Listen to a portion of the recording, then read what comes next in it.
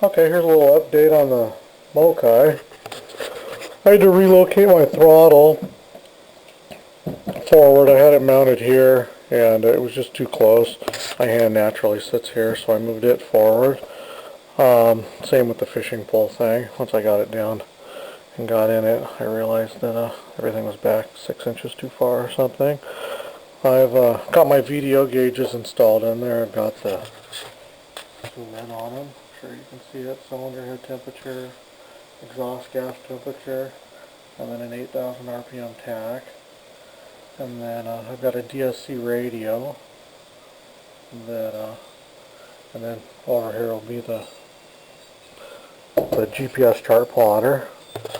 The autopilot lays in on the side here. The controls are, well, kind of up there, about where the throttle is on the other side. And then the cable dives underneath and comes around, and I'll grab my foot steering that I'm going to put in this week. What else have we done here? I've bought from LED Bright Lights or brightlights.com or something. Bought some 10 watt, 10 millimeter navigational lights. So I got some reds and greens and some a white for the rear and white for the anchor light. The all around for nighttime on the water if you're out sleeping, which I plan to do. So I'm going to put a colored LED in here and give myself the marker lights on each side. It's not ideal because it'd be better if you could see them a little closer, but for what I'm doing, it's going to work just fine, and it gets them out of my way. I still haven't built the rack for the front of the boat yet, but I'll get to that soon. And I think I've decided I've got some polyethylene dock boat bumpers that bolt on that are coming that I think I'm going to turn into fuel tanks and fill them with fuel tank foam cell. And yeah, I'm going to just put a filler cap on, mount a fill cap on both sides, and tie the vents together, and I think I'm going to have to probably put a two-way valve in. I don't think you can just let them suck from both. Maybe you can, I'm not sure. Maybe they just stay balanced all the way to the end, and I'll have to see how that works out, I'm not sure. My engine should be here from the race shop God, sometime this week, so I'll start playing with that. What else do we got going on here? It's not much of an update, I guess. It seems like I did a bunch of work, but most of it was just changing and moving stuff around that I had previously done. What else do we got going on? I think that's about it. No, not that big of a deal.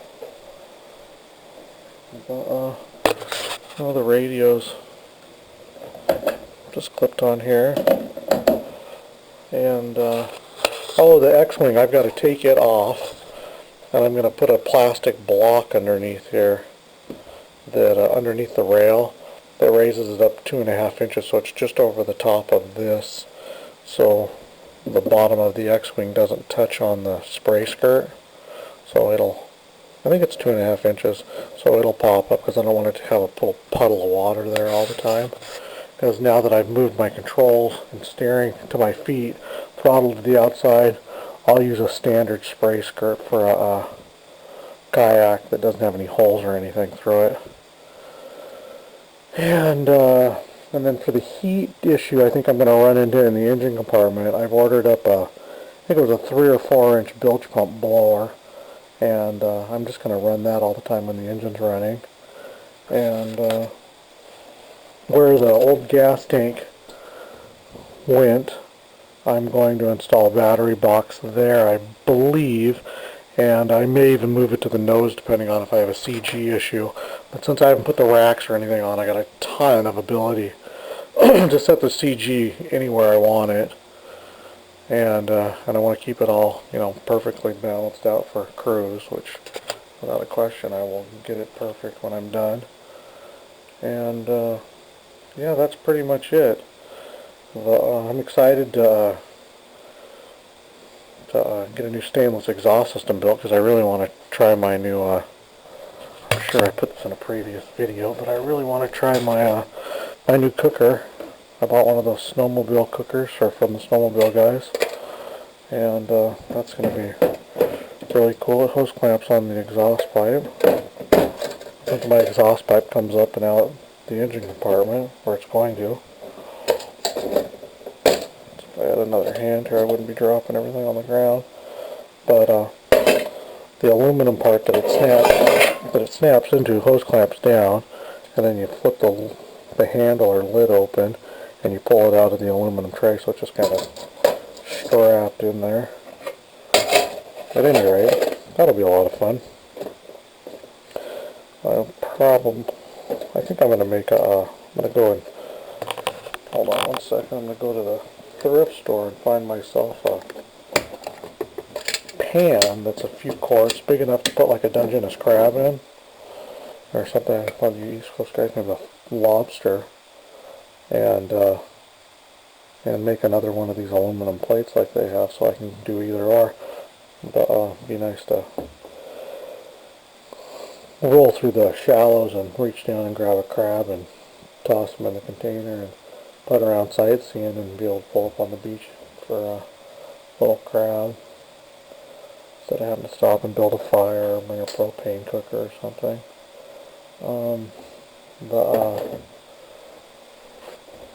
Not sure everybody's boat's the same, but the aluminum cross brace right there that your foot normally sits on, I'm just drilling that out, and I'm just building a post that comes up, and it'll virtually come up like right in here, and I'll put it for a pivot point.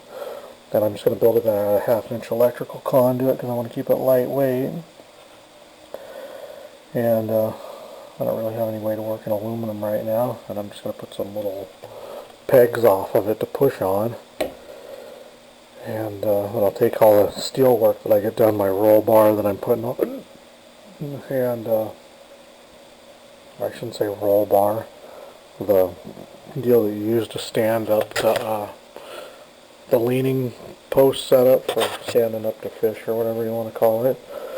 And then this front rack, I'm going to do that all at a 1/2-inch EMT conduit, so it's fairly light, and then I'll send it all over to the galvanizer and have him make it marine grade for me. And what else? I guess that's it. I really can't I can't even order cables yet until I have the engine installed. That makes a plenty long update. I think I'm just talking to myself. Hope everybody's out there having fun. It's finally acting like summer here. The weather's getting up into the 60s, which is warm for here, and it's starting to freeze at night again because the sky's getting clear. So I still got a couple, 2 or 3 weeks before I really get into summer.